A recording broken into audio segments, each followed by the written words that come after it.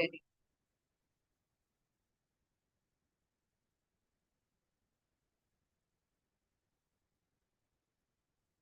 Let me reiterate that your book, whatever has been given to you, is the best of the lot. In fact, with all the information put together, all you need to do is go through your book and prepare accordingly. So you'll just have to see that in the community ecology, we are going to look at the community and what exactly is a community, the classification of it. And then again, we are going to have to look at the different kinds of characteristics of a community, types of communities. We have already done through metapopulation and all of this, right? Just come.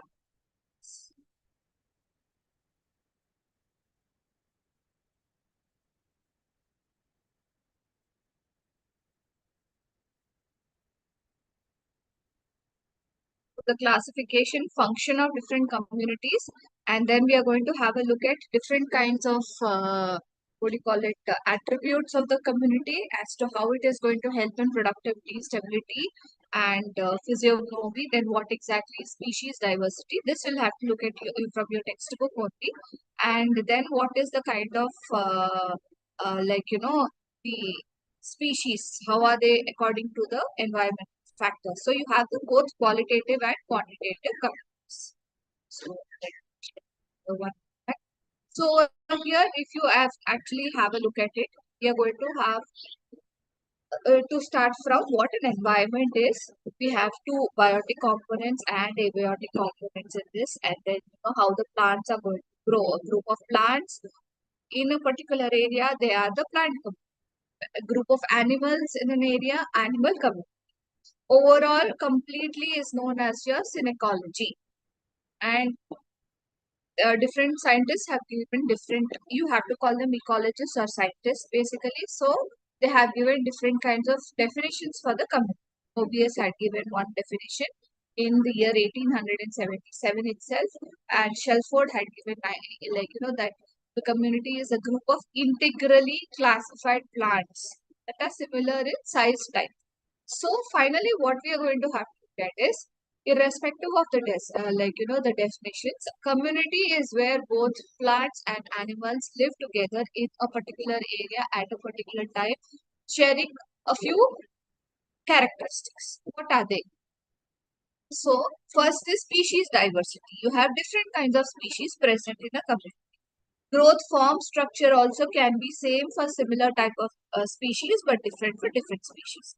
Dominance plays a role. Succession and trophic structure are something that you have which will play an important role in a community. Now, according to this, we have different communities which can either be small or large.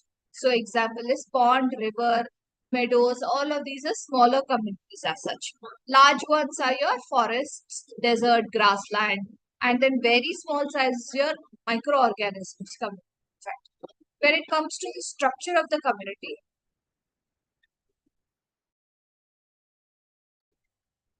so when it comes to the structure of the community, then what do you call it? You can get to see that at the base you have the producers, and then you have after that primary consumers or the herbivores, and then the primary consumers, and then the secondary consumers, then the tertiary and the quaternary.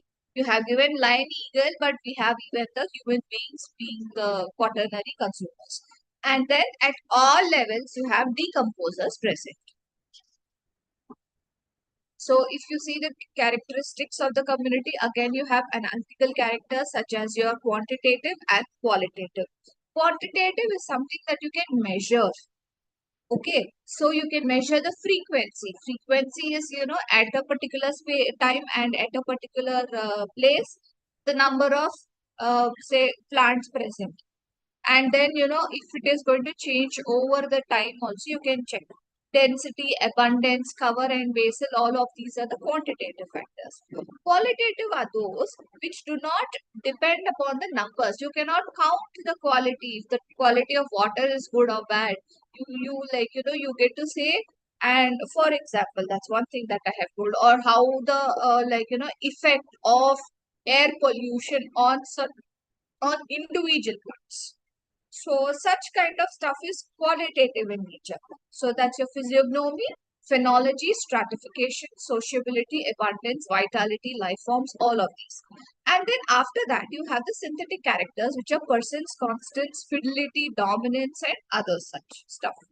So when it comes to the analytical characters, it includes the number, the kind of species that are present, how are they distributed in the individual capacity, how vigorous are they, how dominant are they, or how weak are they, and what is the exact number of individual plants or animals.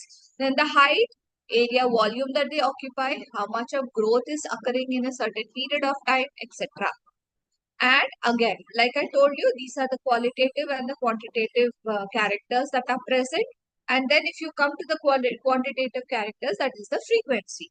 Frequency, you can see it is the degree of dispersion and how many individuals are present and if they are evenly distributed or not. So you have a formula for it. Number of sampling unity with which the species have occurred.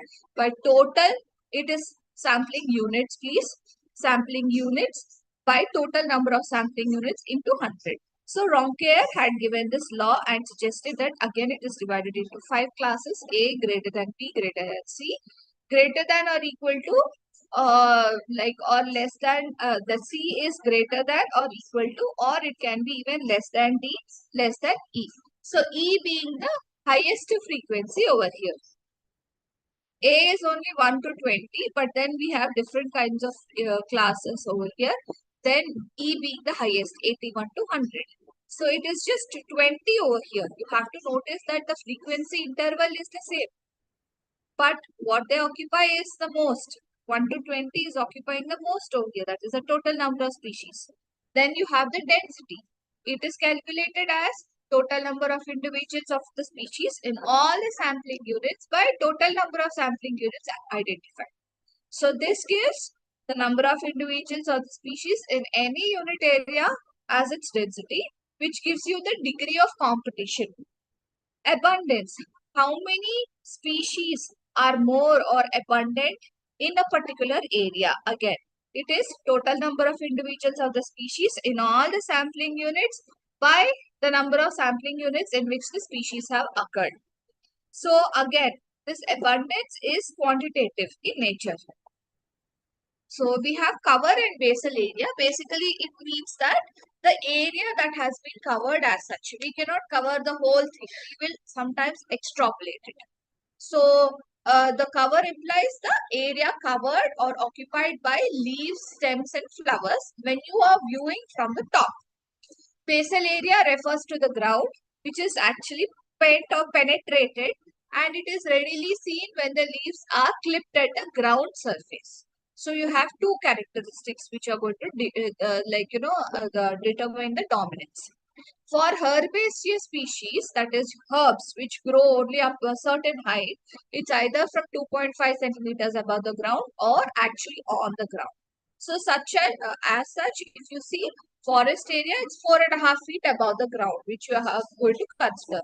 So basal area per tree is equal to total basal area by number of trees. So this is the average coverage that the area of coverage that you're going to see. This is going to tell you how dominant the plants are. So basically, this is what they're trying to show you, the aerial coverage plus the tree basal cover. You get to see this is the difference.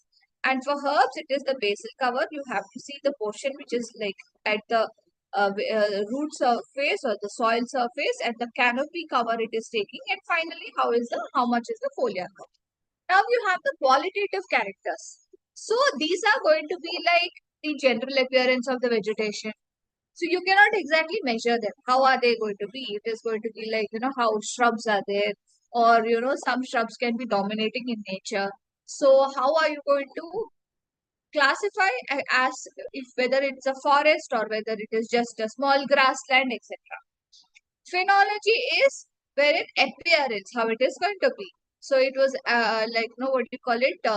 The certain events that take place during the life cycle of an organism in the different seasons of the year is what is your phenology. So it is associated with seasons and succession. So there are a lot of environmental factors which are going to play a role over here. So this includes again periodicity and aspection. So you have the germination, you have vegetative growth, flowering, fruit formation, seed maturation, and then death. So these are all the phytophases. Stratification. It is another qualitative measurement wherein stratification of the communities so shows how the leaves or how the plants are arranged according to in the forest. This is usually more applicable to your tropical rainforests. So you get to see at the ground you have the mosses, thallophytes, lichens and all the small plants. In the second layer or herbaceous or ground flora, then you have the middle or the shrubby layer, then you have the top layer or the canopy layer, and then you have the emergent layer. And this is a typical arrangement in your rainforest, tropical rainforests. And abundance. You cannot really tell, this is a qualitative arrangement or wherein you cannot really say wherein there is abundance because it is, it is not countable. So plants are not exactly uniformly distributed everywhere. So it is again divided into arbitrary groups based on the number of plants that are there. Very rare, rare, common, frequent, very much frequent. Sociability or gregariousness shows the association between different species. Yesterday we had seen certain plants release toxic, for alfalfa grass. It releases a toxic substance so that other alfalfa grasses cannot grow it. There are other plants which release certain toxic chemicals so that in the root area you do not have other plants coming and starting to grow. So what is the association between certain species? And others are there. For example, your common mint, if you put one mint, the whole area will be will be taken over by the mint plants. So Braun and Blanket had classified the sociability into 5 groups, that is S1 to 5, depending upon how and where they are growing. Vitality is something which is a capacity of normal growth, reproduction for successful survival of species. So you have the stem height, root length, area, all of these are taken into consideration to determine the vitality. Again, you have V1 to 5, wherein the seedling dies, or up to V5 wherein it actually is able to reproduce sexually and grows regularly, and this will give you the vitality or the fecundity also of the particular. So the I should say vitality of that particular area, like that particular plant. And life form or growth form. Finally, it is the sum of adaptation of the plant to that particular climate. Bronchier had classified into different groups. He had classified the plants into different groups such as phanerophytes, chemophytes, hemicryptophytes, cryptophytes, geophytes, and therophytes. So based on this, he had given, based on the location of the meristem related to the soil surface, he had classified all of this. So these are, and then you have the synthetic characters. Again, after computing all the data of the quantitative and the qualitative characters of the community, you are going to compare the vegetation and then calculate the synthetic characters, which are the presence and constants. That is expressing the extents of occurring of the individuals. So how many species occur in number of strands of the same type in a community. So this presence indicates the presence of a species in a stand. Constants is the degree of the presence in a unit area instead of the whole area together. So based on this, again, there is much more classification of presence and constants. Rare, present, seldom to constantly present. Constants also is like class 1 to class 5 frequency is calculated. Fidelity is your faithfulness. That is the distribution of the plants in the community. Again, fidelity of different, 5 classes are present. Dominance is number of organisms. Sometimes, they are pretty much dominant over others. So again, you can calculate this, and it is known as the important value index or IVI, which gives you the relative density, relative frequency, relative dominance, etc. All of this can be calculated with the formula which is relative density is equal to density of the species by total density of the species into 100. So IVI again is your relative density plus relative frequency plus your RDO. So this is the one that you have to, which gives you the important value index. And other synthetic characters are also there, which is your interspecific, different species, plants, how are they associated with each other. This all comes, for example, orchids are going to grow on tropical rainforest trees. Then you know how effective it is. That is your interspecific association. Association index. Some plants or some trees take place or grow or thrive under the canopy, in fact. So this interspecific association plays an important role over there. Index of similarity, dominance index, diversity index, all of this play an important role. So I will stop sharing this particular slide. So finally, you know, when we come to this community concept, again, we have something called as the species diversity also. In the species diversity, you will have to see that, just a second. Yeah, we have already seen about the keystone species, wherein the removal of the topmost or that particular keystone species will cause other animals to thrive, which is not necessary. The keystone species or the keystone predator usually has to be there to keep a balance in the community. That is the most important part of the keystone species.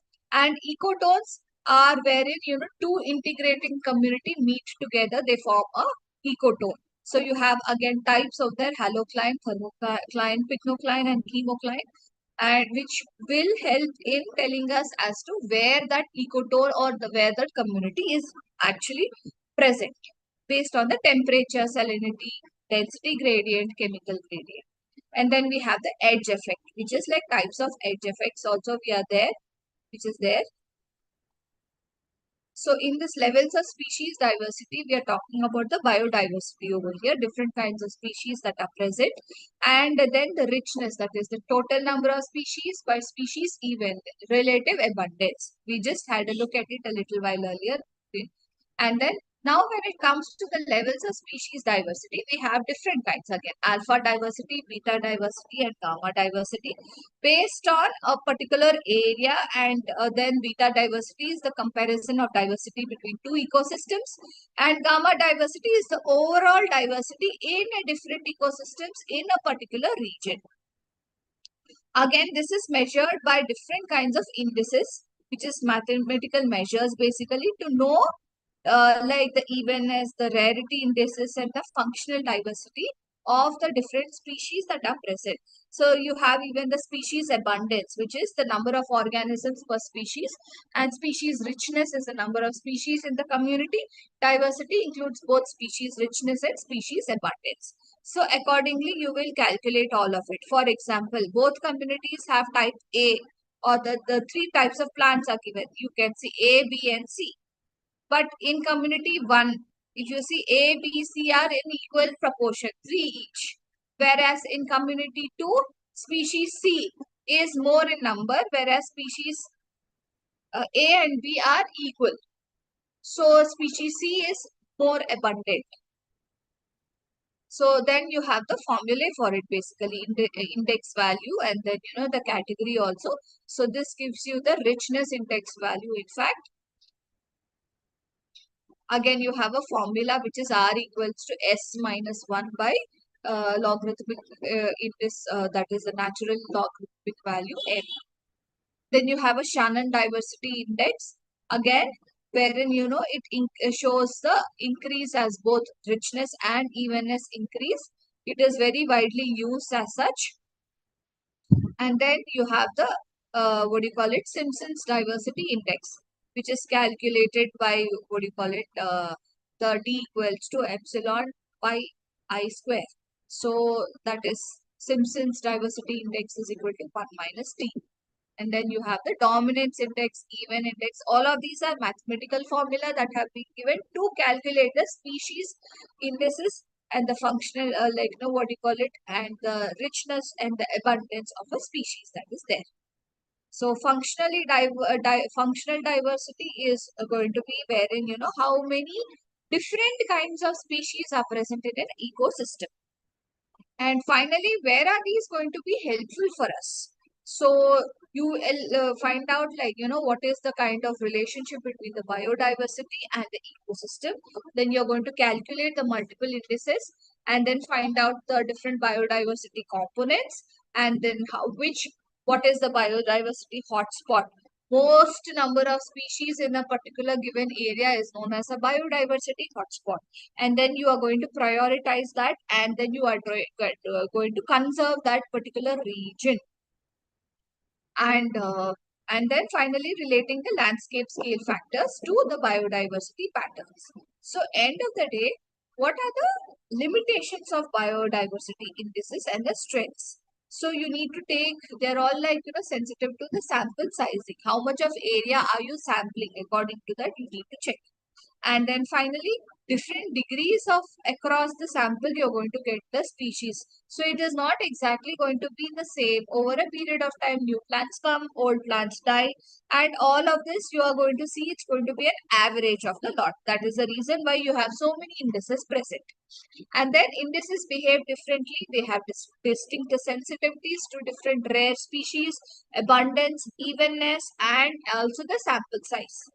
So you need to understand the properties of how you're going to, or the particular index or the scale that you're using to identify the different kinds of species, so that you get to know the particular biodiversity in this, and then you're going to come to a conclusion.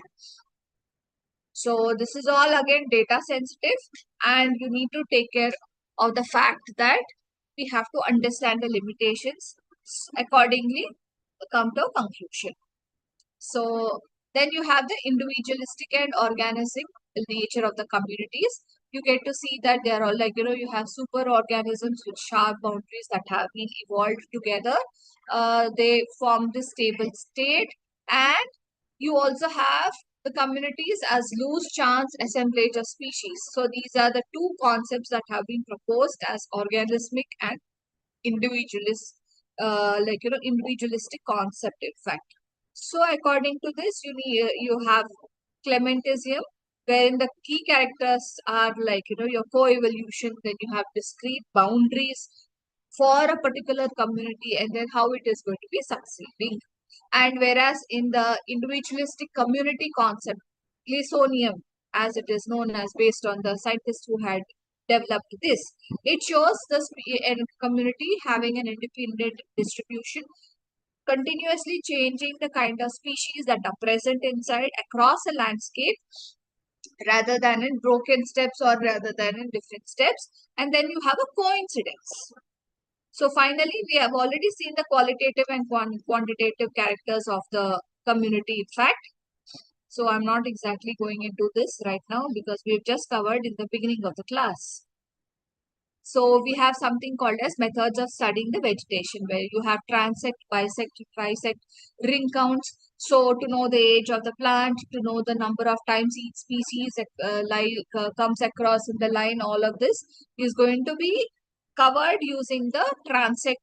So you studies where you have the belt transect, dividing the belt in equal sized segments and looking at the number of the gradual change in the abundance, dominance, frequency, distribution of different kinds of species in that particular vegetative area or area of where you're seeing.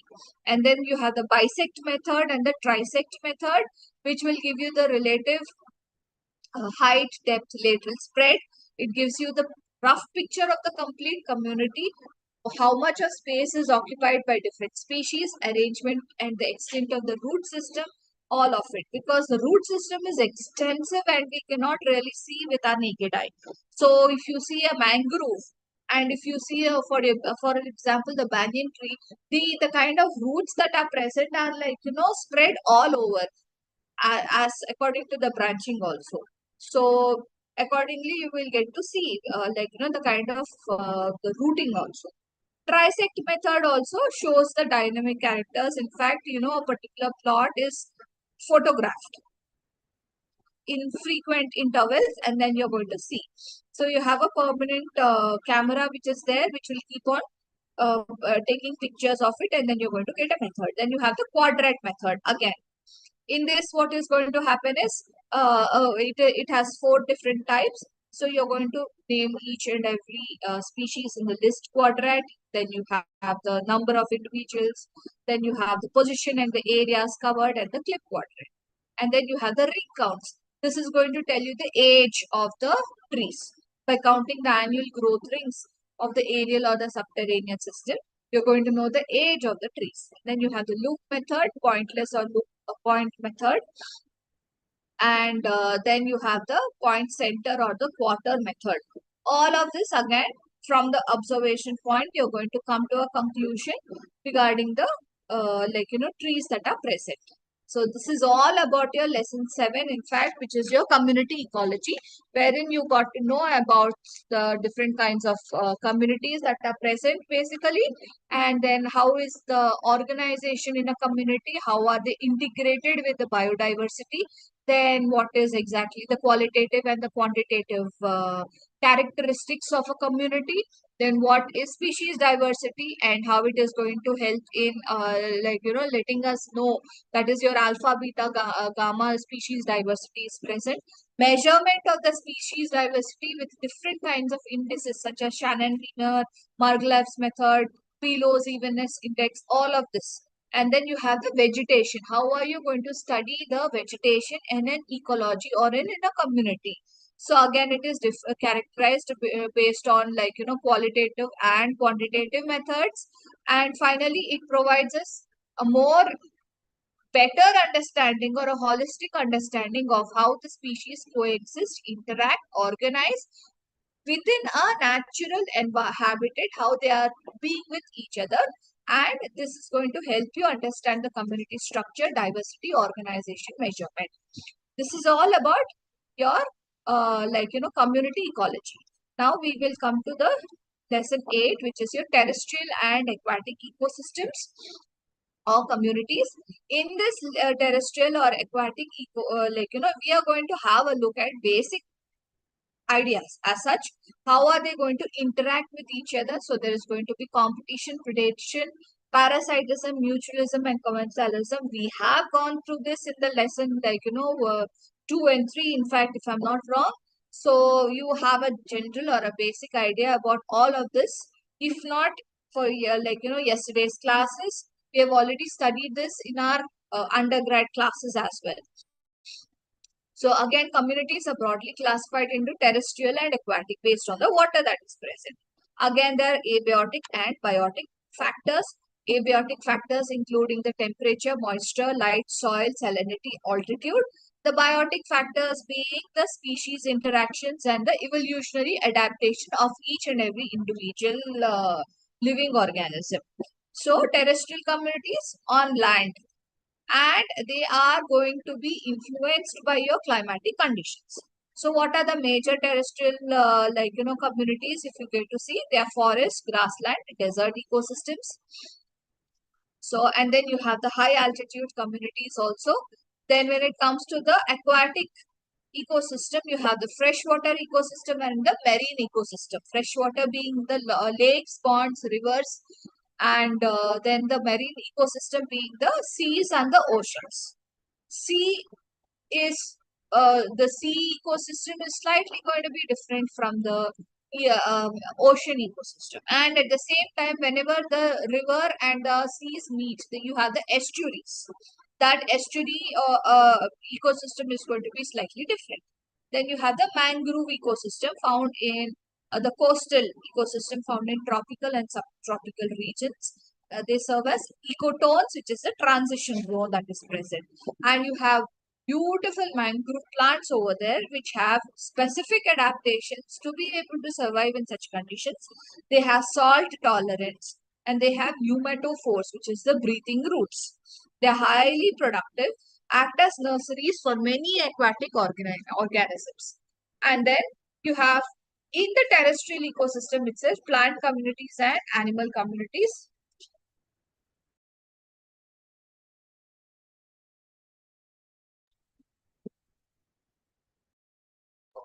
Yes. And then you have the animal communities, which are again depending directly or indirectly on the plants for the energy, and they also play a role in the pollination, seed dispersal, predation, and all of this. We'll just have a look at it in some time. And of course, you have the zonation. So this is all you're going to get, in this particular. For this, I will just have, I will open a particular thing which we can.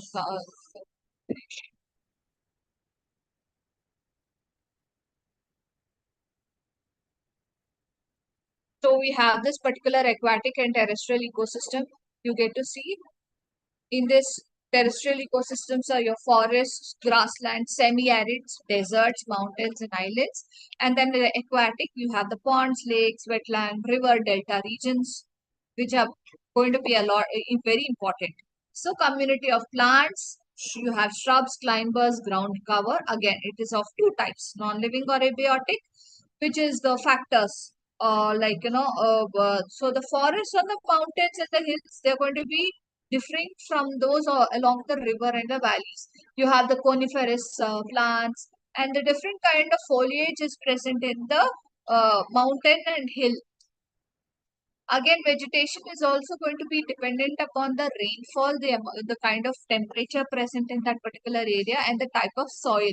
So soils are also defined, divided. We have alluvial soil, you have the, what do you call it, you have the black soil present, then you have the red soil. Alluvial soil is along the river banks, and then the Gangetic plains and all of that. Also, you have the, alluvial soil present, which is very fertile. Deccan Plateau, that is our region, we have the black soil present. And so it's the soils are also different basically. So based on this, because the soil is different, the kind of plants that are growing also is going to differ from place to place. So when you see the plants and the animals, they are going to form the communities. We've already seen the snow leopard, the wild sheep, all of this live in the Himalayas. So you have the high altitude animals, and then you have the leopards and the tigers which live in the forests in India. And then the lions usually prefer the grasslands, in fact. So such kinds. So in India, you have the coniferous forests and the broadleaf forests. Coniferous forests in the Himalayan regions, and temperature is low. You have needle-like leaves, sloping branches present so that snow, wherever it is snowing, it comes down, and then you have cones instead of the seeds present. And you have the broad-leaved leaves forests, wherein you have the evergreen deciduous and the mangrove forest. Evergreen present in Western Ghats, Northeastern India, and the Andaman and Nicobar Islands. They are present in large areas. You have a lot of monsoon which keeps falling through, which is there through several months and throughout the year. So they are deciduous in nature, and the trees overlap each other to form a canopy. So there's little light penetration to the forest floor, and the bark is covered with mosses or lichens. So you have the deciduous forests wherein teak, sal, this kind of and then you have these are the trees that are grown in the deciduous forests. They shed their leaves during the winter and hot months. They regain the fresh leaves before the monsoon. They have a thick undergrowth. As the light penetrates, the forest floors easily. And then you have the thorny areas or the thorny forest wherein you have, what do you call it? It is present in the semi-arid. So you through through Gujarat, we have a lot of semi-arid areas in India, in fact, a lot of places, in fact. Open grassy lands, thorny plants, you have xerophytic species present. So long fibrous roots, so that because if at all you have to reach the water table, this is very important. And then you have the mangrove forests, growth in very muddy areas, the deltas, the delta region where the river and the seas meet together. Then they have breathing roots or pneumatophores, grow in a mix of saline and fresh water. Now, when it comes to the grassland ecosystem that is also present in India, in quite a few places, and then you have the diversity. So you have a lot of variability in the species that are present over here within that particular community. And again, you have the animal and plant community. You have different kinds of biogeographical regions over here, the Himalayan regions, the Gangetic plains, and all of it. In fact, you can see this is the Trans-Himalayan region of the Ladakh region. All of this is snowing all the time. The temperatures are in -degrees Celsius. So you have the snow leopard, which is present. And the Himalayan region, then you have the Kumaon region, in fact. Then you have the Kashmir, Himachal Pradesh, Uttarakhand having different kinds of regions present. So accordingly, you have different kinds of vegetation. You have different kinds of the flowers that are present. The Uttarakhand valleys have the rhododendrons present, or the which are there. There is a valley of the Spiti Valley in Himachal Pradesh, and then you have the Uttarakhand Valley of Flowers, in fact, near somewhere near the Dehradun, in fact. So different kind of flora species you don't get them in Hyderabad. Ikkada manaki we get all your marigold present and different kinds of other flowers, in fact hibiscus and all of it. Then the Terai, which is the lowland, the Himalayan rivers flow into the Gangetic plains. Then that this terai has the yak over here, and then different kinds of flora and fauna. India is a rich and diverse cultural region. We just have to love our country. Right? And then the uh, Gangetic and the Brahmaputra plains. You have the different kinds of animals over here. You have, of course, you have uh, the rhinos, and then you have the deer, the Jim Corbett national, the Jim Corbett Park comes into this region, and then you have the desert region, which is the Thar Desert. And then you have the semi-arid grasslands present all over Gujarat, Maharashtra, AP, Karnataka, Tamil Nadu. Different kinds of, you see, you have the Great Indian Bustard, you have the nilgai, you have the, probably not the nilgai. Then you have the different kinds of the sambal deer. Such kind of animals are all present. Then the northeast states of India again have a with this particular slide has not come, but you'll have to realize that it's got a very mountainous area it is. So you have a different kinds of animals. You have the Kaziranga forest over there with the Asian rhino, in fact, for that matter. And then you have there's a lot of jute that grows in this area, and then they're indigenous and it is beautiful. The Western Ghats in Maharashtra, Karnataka, Kerala, it is a huge belt. This Western Ghats has different kinds of trees, in fact, a lot of waterfalls, and up to Malabar Hills in the, what do you call it, Kerala, it comes over.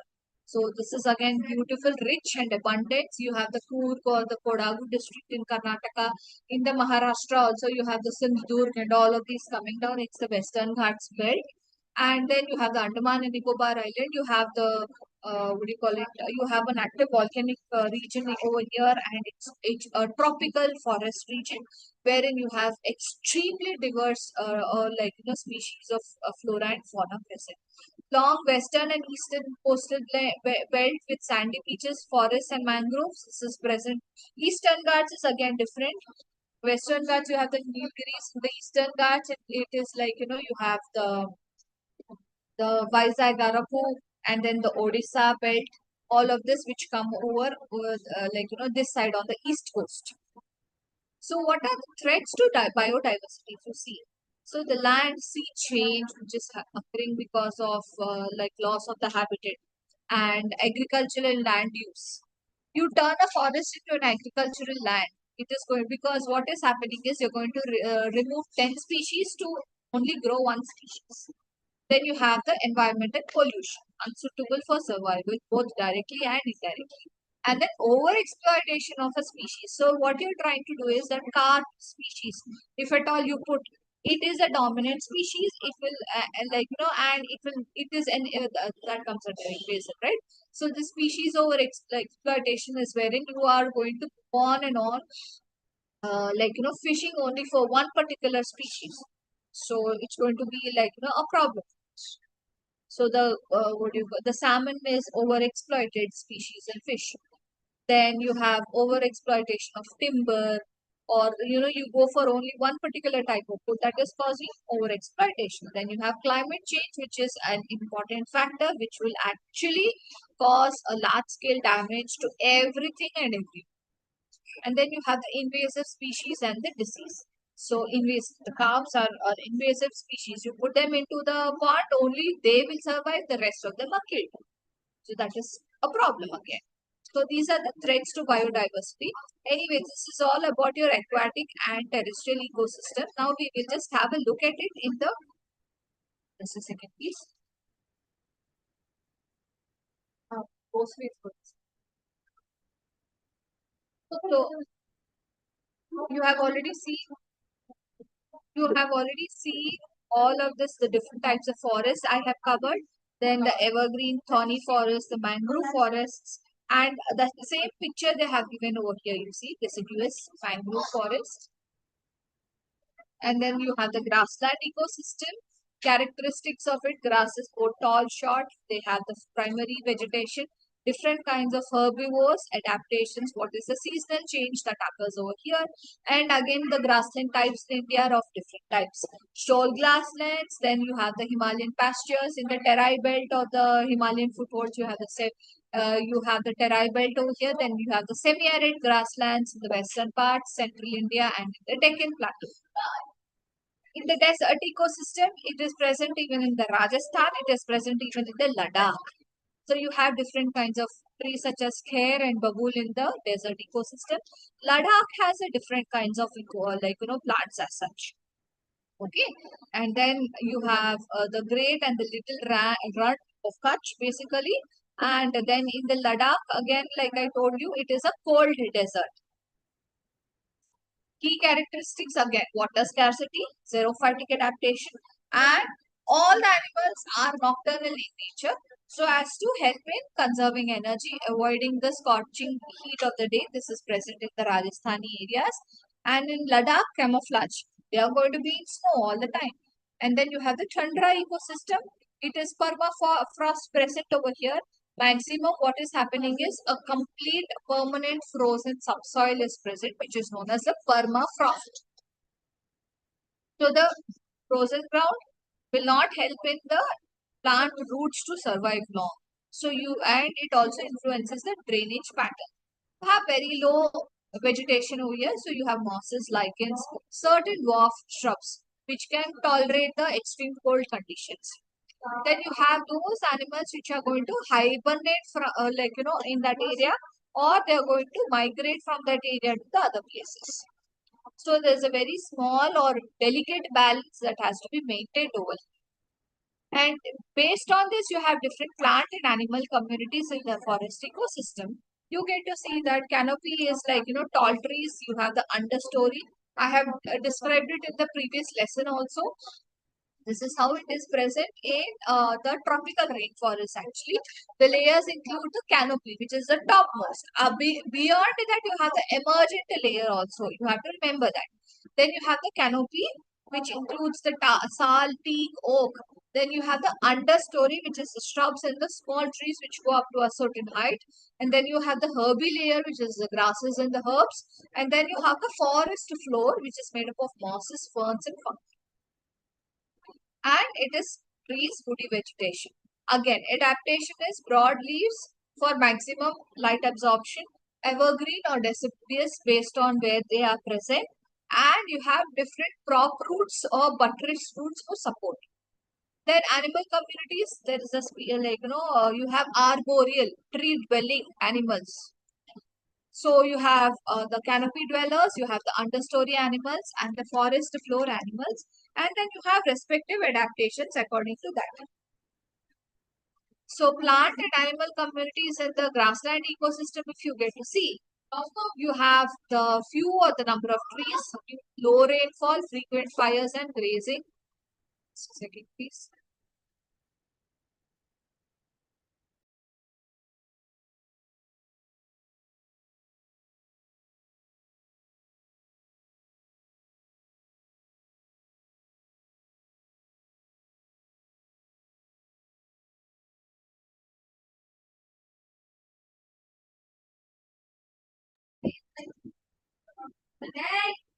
भूख लग रही है उसको मैं तो class में So plant community is dominated by grasses and herbs. You have the animal communities which are going to be dependent on such kind of food, which is your herbs. So or grasses. So they include your antelopes, zebras, herbivores. And then you have the predators for the herbivores. That is your lions, cheetah, wolf, etc. And then you have the burrowing animals. So you have an adaptation speed, herd behavior for protection and camouflage, which will help these animals. And when it comes to the desert ecosystem, again, you have xerophytic plants, cactus, acacia, thorny shrubs. Adaptation, again, you have desert ecosystem adaptations are superb. You have long roots within the body, like, within the within the soil, in fact. You have a thick cuticle and you have the leaves reduced to spines or thorns to reduce your transpiration. You try to conserve the most amount of water present, and then you have the fleshy water storage tissues. So example is your cactus, acacia. So animal communities are going to be again, what do you call it, specialized animals that are going to be there. You don't have many varieties of animals over here. So you have the camels, they can store water. You have the desert lizards, you have the snakes and the foxes. So again, they're nocturnal in nature. They have water conservation mechanisms. They have to burrow to escape the heat, and then they have a light coloration to reflect the heat. We've already seen what an aquatic ecosystem is. It's again of two types, freshwater and marine.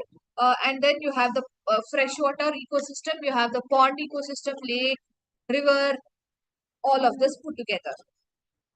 So again, key characteristics are your salt water, fresh water, which makes a lot of difference.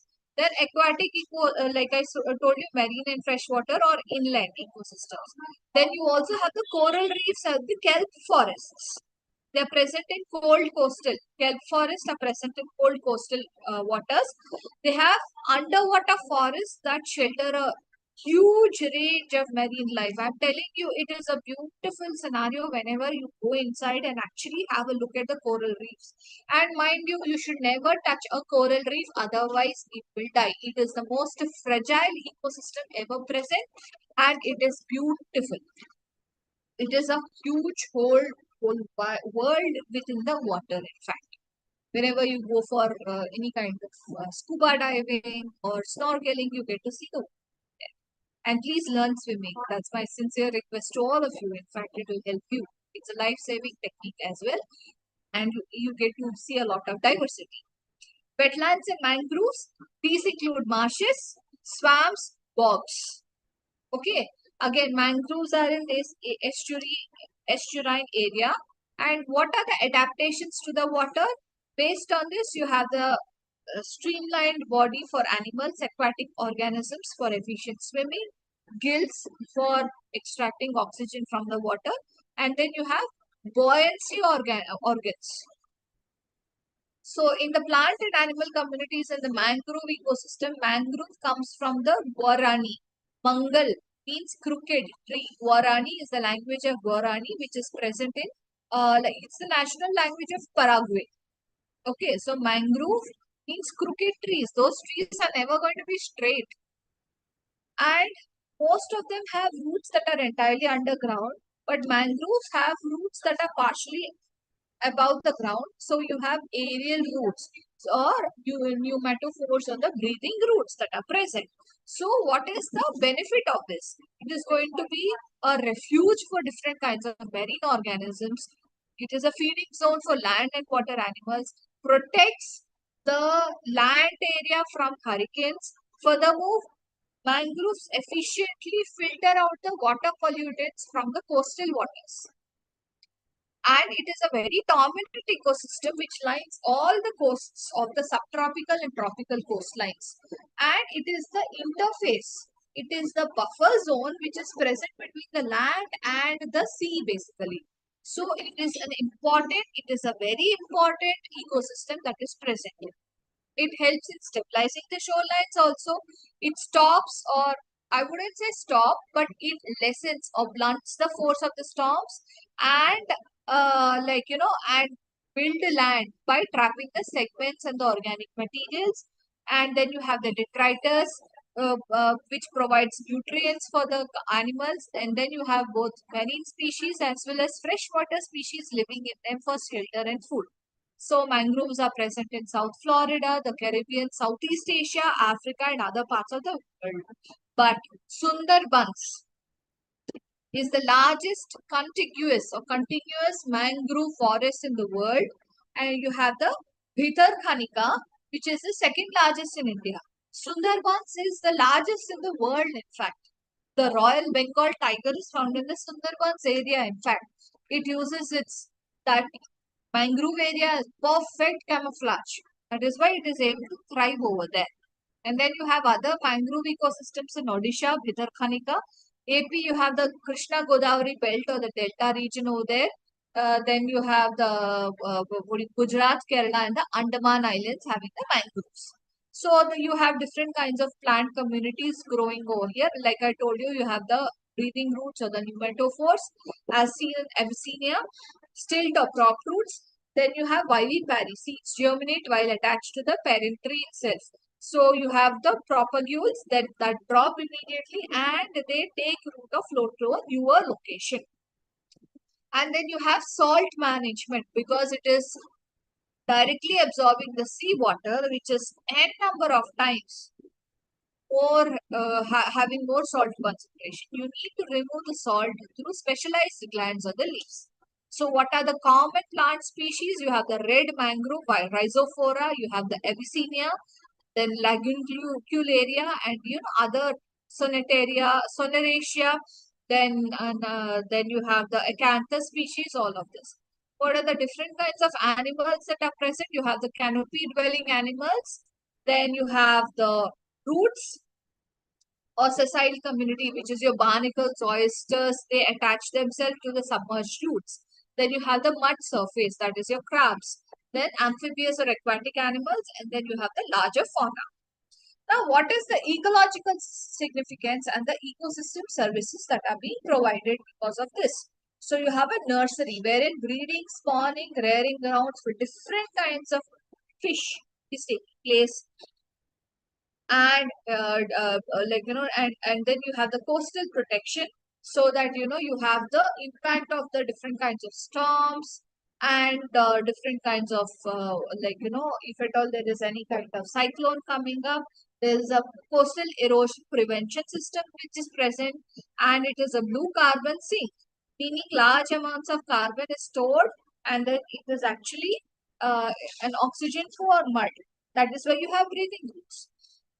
And then you have a water filter. It purifies the water before it reaches the coral reefs, both, both in and out. But you have a lot of threat over here because you have aquaculture coming up, all the shrimp farms, you have coastal development, and then you try to remove the wood or timber extraction, and then of course you have pollution. So finally, you have the status that 15% of the mangroves are threatened with extinction. You need to maintain proper protection methods, and you have to put in an effort for conservation. After this, you have the high altitude communities wherein you have it is present in higher areas, mountain regions, and in water or either in land or while flying for that matter. So what is important over here is decreased oxygen availability, decreased temperatures. So it is really difficult for us to have to survive in such kind of conditions. It is, the air is thin over there. It is difficult. We do not get so much of oxygen over there. So only a few mammals such as leaf-eared mice, yaks, ibexes, Tibetan gazelles, llamas, etc. are certain present over there. So acclimatization is slightly difficult.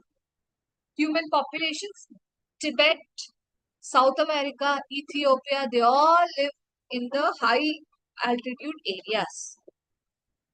So adaptation is again by natural selection. And then, you have genetic changes also. The Tibetan dogs, they have a gene mutation called EPAS1. So, and this is there in humans and dogs of Tibetan origin. But it is not seen in the Andes region of South America. Invertebrates, they live all over the world, which are tardigrades. They live in high Himalayas. They also live in absolute zero conditions. They live in areas where there was high radiation as well, and they have been able to live everywhere. So A high altitude habitat living invertebrates are your Euphry somnisuperstes, which is a spider, and then you have the Hypogastro anivicola, which is one of the snow fleas actually. So it is able to sustain in such kind of community, places. And they have a blood which has a antifreeze compound protein present in fact certain fishes which are living in the deep sea in the Pacific Ocean, they have these antifreeze proteins which are present. Insects are also present. Then you have ballooning, which is a term for a mechanical kiting that many spiders, especially small species, use. So that what happens is these spiders have been detected in the atmospheric data. They you can actually see them. Fish are also there in the high altitude region. In fact, you have the lowland rainbow trout, and of course, you have the naked carp in Lake Chingai. Like other members of the carp family, they use a gill remodeling so that oxygen is taken in because it is a hypoxic environment. As it is, the air does not have enough oxygen. Where will how much of the dissolved oxygen be there in a lake? So that is the naked carbs way where it remodels so that it is able to take in more amount of dissolved oxygen. As it is, low oxygen conditions are present. So you have a hypoxia inducible factor 1, HIF1. So is there any other adaptation is what has to be looked at still. You have the Himalayan pika. These are the mammals which are living at around 13,000 to 14,000 feet above the sea level. So you have the different kinds of animals that are present. You have the yaks. Then you have the rodents that are present. You have different kinds of mechanisms. So altered genetics of the hemoglobin gene in the guinea pigs and the deer mice. And then you have the high percentage of fat storage so that metabolic fuel to retain the carbohydrates for small amounts of or small bursts of energy.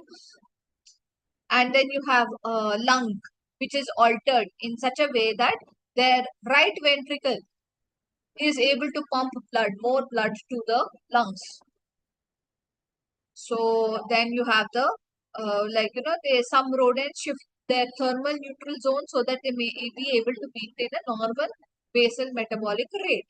And then you have variations in the globin genes, like I told you, alpha and beta globin genes, so that there is an increased oxygen affinity to the hemoglobin, faster transport of oxygen, and also in certain, the deer mouse example, hemoglobin doesn't have a hydrogen bond between the alpha 1 TRP14, in the A helix and the alpha 1 threonine 67 in the epsilon helix or the E helix. So these kind of substitutions will actually help in better sustenance. And then you get to see that in Andes also it is same way. More amount of carbohydrates are being used, higher oxidative capacities are there. The yaks also have this hypoxia inducible factor.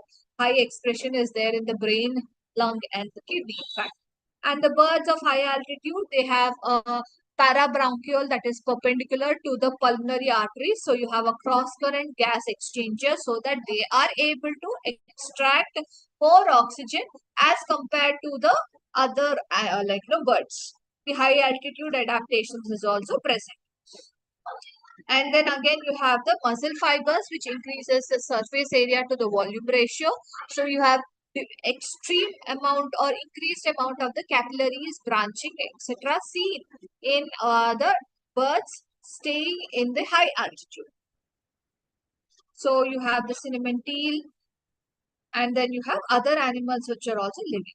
Now the plants are also going to have certain different kinds of adaptations. They cannot grow at very high altitudes because or the lack of available moisture, because moisture for that matter.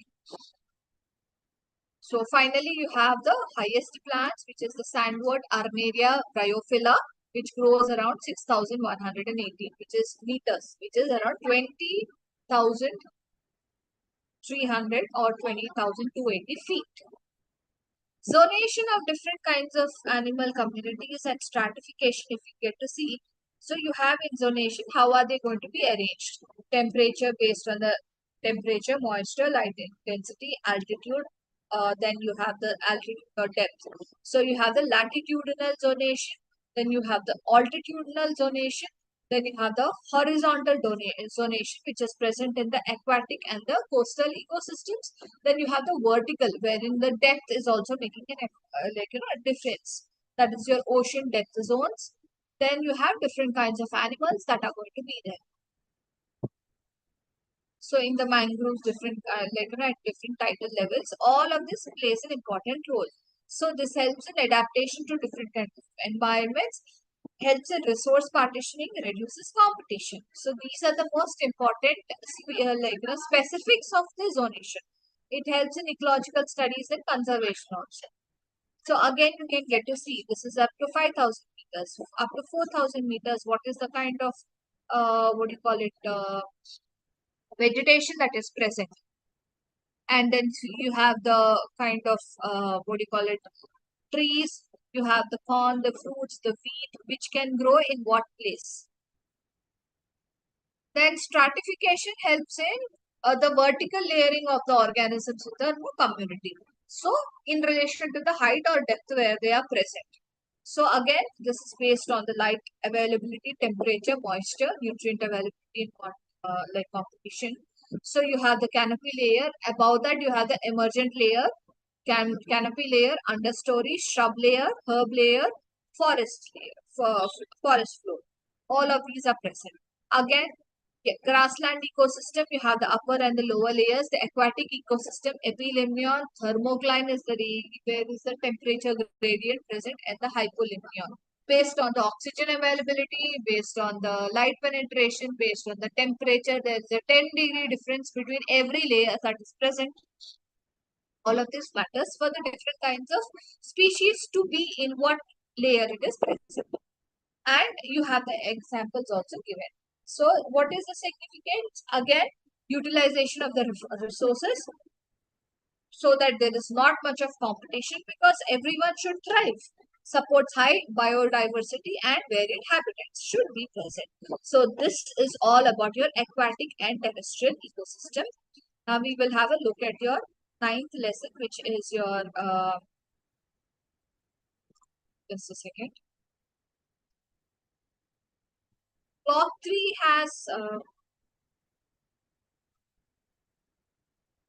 Block 3 has different kinds of what do you call it? It is all about your environmental biology. Let me share the screen again with you.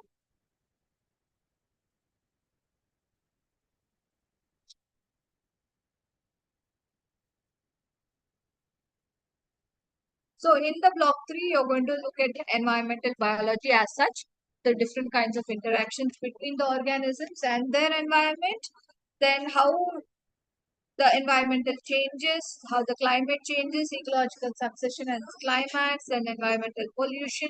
All of this, how are they going to affect us? So let's just start with climate change. In this climate change, already we have seen about different kinds of things. I will just skim through this lesson. Please, you'll have to understand, because this is something which is being, in case you're an avid reader of the newspaper and all of that, you get to see about it in almost every newspaper every day.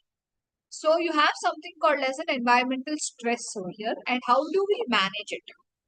It is the external condition that pushes the living organisms beyond their normal tolerance range. That is the kind of stress we are all having. I have a stress to finish your portion in certain amount of time because we have been given only 4 classes. So, and then you are you have only 10 classes for the whole portion to be finished. So it is like you've got to finish it. So similarly, in the pollution, the plant has to survive, reproduce, and how is it going to interact with other species? All of this is your environmental stress, and how it is going to be like you have to acclimatize yourself and then you have to adapt yourself. And if the stress intensity exceeds your biological capacity, then you have a damage at the cellular level, organism level, population level, and ecosystem level. So, what are the key features of this environmental stress? You have the abiotic factors, and then you have the biotic factors. Then it can be acute, sudden heat wave. Heat wave puts such a lot of stress on the body because your hypothalamus has to be able to adapt yourself to that situation. Sudden heat wave. You are living at 30 degrees Celsius, but you are experiencing 45 degrees Celsius, which is a 15 degrees Celsius difference. Your hypothalamus starts reacting. It tries to keep you cool, but it is unable to come to that position. That is why you get a heat stroke and people die. Especially it is the young ones and the old ones who are at a big risk. And those who are exposed or who work in such conditions are at much more risk. It's just an example. As such, you have other like that is one thing. And then you have floods, sudden intake of water. Nobody can do anything. And then you have the chronic, progressive warning, recurring droughts that keep occurring, all of it. And then this depends upon the intensity, how much effect, and then the duration, the frequency, and then the life stage of the organism. And climate change is only amplifying this extreme event, or it is going to be exposing you to it. And then when it comes to the major climate linked environmental stresses, you have the thermal stress, you have the water stress, and you have the salinity stress, which is like, all this is there in all the coastal areas. So sodium or chloride toxicity, reduced potassium uptake, osmotic stress, leaf senescence, leaf aging, that is, decline of freshwater biodiversity, the estuarine transitions, all of that. And then you have the acidification of oceans, more amount of carbon dioxide, because oceans are the largest sink of carbon dioxide on earth. So your pH is going to be increasing because of the presence of carbonic acid. So carbonate ion availability for the corals, mollusks, plankton is not there. So your weak shell, so that is why the coral islands die. And then larvae do not survive for a long time because of the acidic environmental conditions. And you have the food web which is present is at an unstable. There is no stability. So when it comes to the pollution stress, then you have different kinds of heavy metals, pesticides, microplastics, which are going to affect in every manner possible. Biotic stress and ecological mismatch. This is wherein, what is happening is increased insect outbreaks in the warmer conditions. Then, you have the insects coming, but the pollination has not yet occurred. So this mismatch. And then novel disease transmission zones in the wildlife and beings. And then you have something called as the mechanisms of the stress response. So how are we going to counter the stress? So you have the processing or synthesis of the heat shock proteins. HSP 70 plays a major role in our body. Let's have a look at it in case. Yeah. And these are also the chaperone proteins. They also play a major role in scaffolding. So if there is a problem in the HSPs, get diseases, life-altering diseases, in fact. Totally unrelatable, but Alzheimer's, and then then you have your amyloidosis, and then you have this Parkinson's. All of it are because of the protein misfolding. And then you have the osmoprotectants. So your amino acids such as proline is an osmoprotectant from the pH values and from the oxidation. So you have glycine, butane, the different kinds of sugars. They help in this particular acid-basic environment, and then you have the what do you call it? Different kinds of protection from different kinds of issues inside or within the cellular limb. Antioxidant enzymes. So they are all SODs, CATs. All of these are necessary to detoxify the reactive oxygen species. And then you have the plant hormones. Abscisic acid, ethylene, jasmonates, salicylic acid, all of these are your plant hormones. So you have the physiological responses also over here, which is your stomatal regulation, transpiration control, root to shoot ratio adjustment, all of this. And then the genetic and evolutionary response, which is your stress tolerant genes expression. And then you have the epigenetic regulation, which is DNA methylation, histone protein changes, And then you get to see that you have management in the phenotype. Only the dominant tolerant phenotypes are going to start surviving.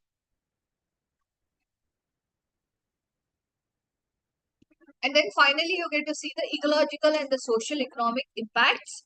So you can get to see that finally there's a decline in the forest grassland areas, biodiversity loss, food scarcity or security threat. So you don't get crops which are as good as the previous ones or the yields earlier. Water insecurity, that is, you do not know whether there is going to be enough rain, enough water, all of this is your water insecurity. Then human health, in fact, all you have a lot of diseases that keep coming up, and then you have a lot of deficiency disorders. So end of the day, it is actually costing the livelihood of certain people who are dependent upon the agriculture and the coastal, that is your fishing or aquaculture farming, etc. So how do you manage this environmental stress? By reducing the climate drivers and by adapting or increasing the resilience. So you have in plants, you have to start developing the heat, drought and salinity tolerant varieties. Our ICRISAT is doing a wonderful job, in fact, in trying to create heat, drought and salinity tolerant varieties, apart from that trying to increase the vitamin A, vitamin D, rich crops. So, and especially it works on the pulses and the groundnuts.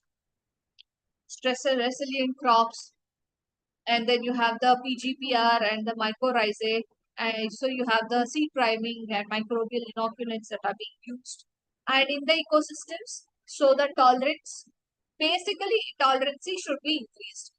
Diversity should be conserved, genetic diversity. Habitat corridors should be built, and rainwater for soil and water management, rainwater and harvesting should be done. Use drip irrigation so that water does not get wasted. See that there is mulching, then organic matter is being added, and then you have the salinity control through the drainage, and proper irrigation should be done in a designed designated timeline. Then you should see that there is a wetland restoration, because these are the ones which are going to protect or act as buffers against the floods and droughts. Then you have the ecosystem based adaptation, wherein biodiversity conservation is taking place. You have mangrove restoration, urban green infrastructure, all of this. And then when it comes to pollution and multi-stress control, you have to see that pollution is going to be proper filters are being used. You should see that there is no chemical discharge into the waters. Waste management should be done. Heat is, if there is hot water being released into the seas or into the nearby water bodies, it will increase the heat. It will increase it will kill the flora and the fauna that are present. And then you should see for your phytoremediation, and even your water algal blooms should be controlled. Then you need to take proper policy governance and community action. It is not just we as human beings, should see that we are the ones who are responsible in trying to decrease the damage. And finally, you have the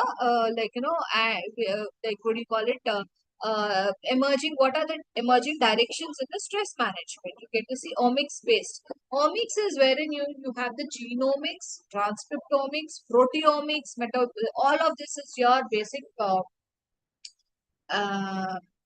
how do I tell? Bioinformatics. So you're going to use bioinformatics for trying to get into this stress biology. And then you have to use remote sensing for landscape. Today you have drones, so you can use all of these models. Then AI models or ML models, and then how are you going to help? And then one health approach, that is linking ecosystem to human and animal health. This is only going to help.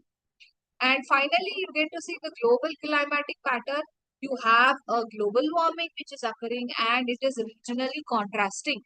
You have warm warming of the Arctic and Antarctic regions also, that is the polar regions. So you have to have a regional heat budget. You do in your area, it is actually going to get affected globally. So you focus on your area, that is enough, so that the global impact also comes down. Ocean pattern also, because the earth is heating up, even the oceans are heating up, because of which you have the marine heat waves are occurring, the oxygenation is occurring, because heat tends to increase or remove the dissolved oxygen from the water. Altered currents of stratification is occurring, rising coastal risk, even the coastal areas are at, and then the sea level is increasing everywhere. And then you have the shrinking ice domains. The Arctic and the Antarctic ice cap is actually protecting us. It is not only a polar issue, but it actually helps in increase of the sea levels. So atmospheric circulation pattern, all of it is being getting influenced. Then wet gets wetter, dry gets drier. So this is being seen everywhere. Wherever there is drought, extended regions of drought, extended periods of drought is being continued. Wherever there is rainfall, it is much more as compared. And then, of course, you have the greenhouse loading which is occurring. And then extreme patterns. El Nino and La Nina have changed. More of El Nino is occurring, because of which there's a lot of weather pattern. Otherwise, have you heard of November rains, December rains in Hyderabad? That is what is happening if you've been noticing that since the last 10 years. So you just have to, and we do not have, we still don't have adequate rainfall. We are actually having a dry situation right now in Telangana. Monsoons are very dry. So, environmental biology perspective, you have to see that we have to better understand the biosphere stress architecture, what is causing all of the shifts, and then how are you going to community reassembly, how are you going to form a resilience. So it is your GHG rise, greenhouse gases rise, energy imbalance, which leads to atmosphere plus ocean warming. And then you have a cryosphere, all the ice areas melting. So you have hydrological intensification, sea level rise, extreme conditions of weather, ecological stress, and adaptation pressure. For this, again, you have this is what is happening. When it comes to the atmospheric ozone, acid deposition, what do you call it, nitrogen deposition, or you get to see that atmospheric ozone is, what do you call it, increasing in fact. So that is also one of the greenhouse gases. And then, so because of this reduced photosynthesis, there is a chlorophyll damage, premature leaf aging, impaired roots. So basically, the trees are getting affected. Now, whenever there is a stratospheric ozone depletion, you are exposed to UVA, ultraviolet A and B. So this causes skin cancer because of the DNA damage, the eye disorders, all of it. Acids, of course, acid rain is there because of the dissolved, because of the pollution, basically sulfur dioxide, nitrogen dioxide, all of it cause the acid rain that is present. So this again causes acidification, aluminium toxicity. Because of aluminium, that is their acid water leaches the aluminium from the soils into the lakes. Then you have the reproductive success, which is going to come down because water is acidic. So you will pH change will lead to species dying, eutrophication, all of this. In the terrestrial ecosystem also, it is going to cause a soil nutrient depletion, the root damage, forest decline, and reduced biodiversity. So, and it is going to be a very slow recovery because it will take a long time for us to get out of this particular damage. So, when it comes to the climate relevance of the acid deposition, you get to see the quality of forest, ecosystems, all of it are being harmed. When it comes to the nitrogen deposition, again, what is happening is oxidized nitrogen, reduced nitrogen is happening over here. So, for that, ammonia is and then nitrogen dioxide is being released. Because of this, what is happening? We know for nitrogen fixation, we need that in the plants for that matter. But because of the excess amount of nitrogen inside also, it is causing an ecological imbalance. Because what is happening is you have eutrophication and biodiversity loss, then you have the soil acidification. And then you have algal blooms, hypoxia, which is causing water pollution. So end of the day, you have to look at an integrated approach of the ozone pollution, acid deposition, and nitrogen. So when you are studying all of them together, you try to manage how by strictly limiting or filtering your pollution levels, emission control, then how you're going to see de-acidification of the lakes or the soils, restoration of the buffer or the wetlands. And then you have to, this is again, policymakers have to come into play, and they have to take care of it so that you have a better, structural framework which helps in getting all of these down, and this is your action that the policy makers have to take. And then you have the scientific tools wherein the scientists have to come up with models so that they try to reduce all of this. And then coping with the climatic variation is wherein you have the regular variation. So your diurnal rhythms, circadian rhythms, all of it are changing. And then irregular variation wherein your heat waves, cold waves, drought, cyclones, etc. are taking place. Progressive shifts, it's like long-term warming which is taking. So finally, how are you going to do it at an organism level? Acclimatization is one thing. So you have stomatal regulation and all of it. And then morphological structural adjustments based on the temperature, based on the area that is there. Then dormancy, behavioral coping, migration to suitable habitats, shifting activity to cooler areas, breeding timing changing. All of this is a coping mechanism from the organism level, or this behavior has to be changed from within because it is all genetic in nature, so there should be a gene altering so that the behavior changes. And then the life history adjustments, flowering, fruiting time, reproductive time, development duration, all of this have to change. So again, it is a genetic adaptation and evolutionary rescue.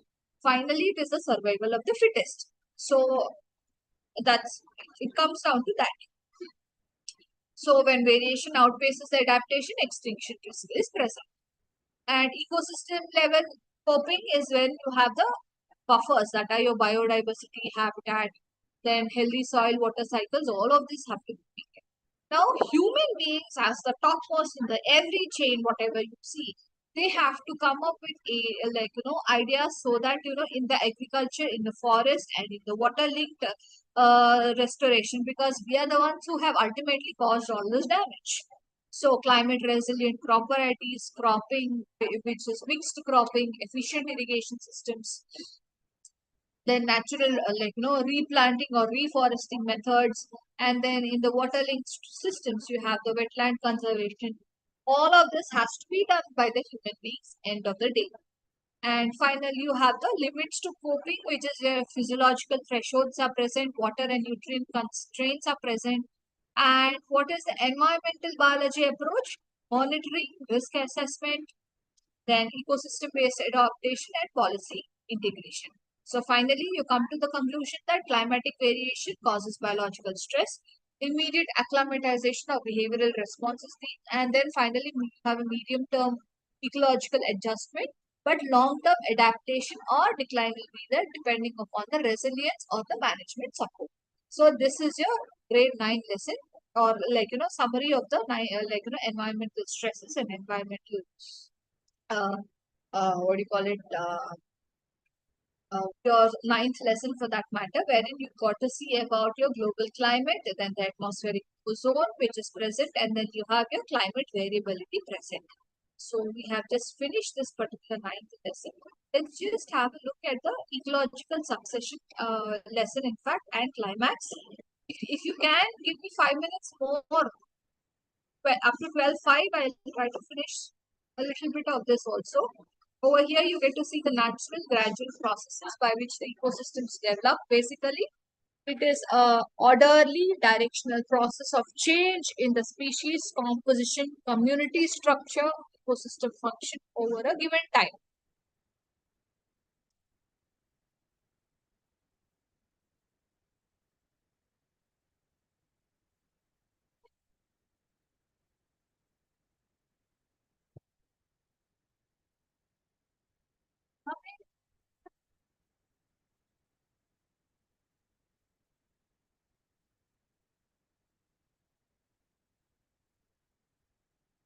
Right. So I request you to stay till 12:10 so that I can finish this particular topic if there's a possibility. I finished the article, so can we this? So okay, you are sir says time up, but I just thought I'll take up to what do you call it the unit 10, in fact ecological succession. We will just have a look at it for a little while. In this ecological succession, you can see that it is a gradual process of change, replacement of the time of species in a community. So each community, what do you call it, you have different previous species and it is difficult for the next one to survive. So the next class is at 12 o'clock, right? All right. So I will just maybe stop this. We can continue this in the next class. Since we have only 3 minutes more, I'll try to finish the introduction part. So that's there. So you have the definition over here and the different types of ecological succession. It includes both abiotic and abiotic factors. Also, and this series of changes is called as the ecological succession. What are the types of ecological succession? You can see that there is a primary and a secondary succession present. So we will just finish with the general part of this ecological succession. So it's easy. And then you can get to see the concept of ecotone. You can get to see the edge effects, the ecotypic differentiation, life history strategies. We have already seen all of this in the previous